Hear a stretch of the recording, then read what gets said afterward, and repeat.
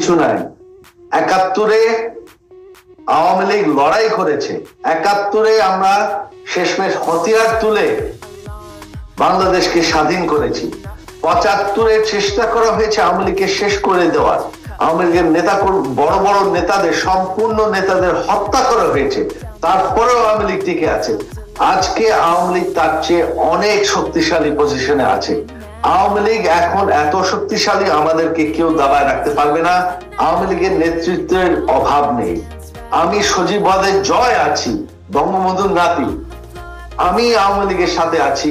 আওয়ামী লীগকে আমি ফের ক্ষমতায় আনবো, আজকে হোক, কালকে হোক, 4 বছর পর হোক, 5 বছর হোক পরে হোক, আওয়ামী লীগ ফেরত ক্ষমতায় আসবেই আসবে। কারণ আওয়ামী লীগ হচ্ছে বাংলাদেশের সবচেয়ে বড় রাজনৈতিক দল, কেউ আমাদের ঠেকায় রাখতে পারবে না। থামেরা তো দাগ হয় কিভাবে? এই যে ভাবি, দাগও যাবে, রাগও যাবে, নিন চাকা সুপার হোয়াইট। অবশ্যই নির্বাচন যদি নিরপেক্ষ হয়, আর আমি চাই দ্রুত নির্বাচন, কারণ সংবিধানে আছে যে 90 দিনের মধ্যেই একটা সংসদ ডিসলভ করার 90 দিনের মধ্যে নির্বাচন করতে হবে। এর বাইরে কোনো উপায় নেই।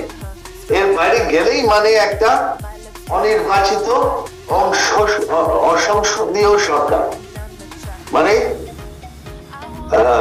যেটাকে বলা হয় ইল্লিগাল।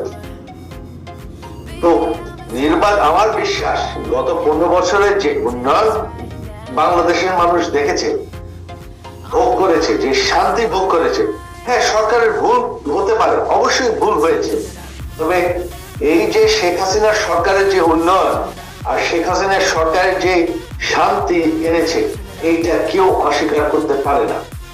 আজকে কি পরিস্থিতি বাংলাদেশে, কি পরিস্থিতি, সবার উপর হামলা হচ্ছে, কোনো আইন শৃঙ্খলা নাই, হিন্দুদের উপর হামলা হচ্ছে, স্বাধীনতার চেতনার উপর হামলা হচ্ছে।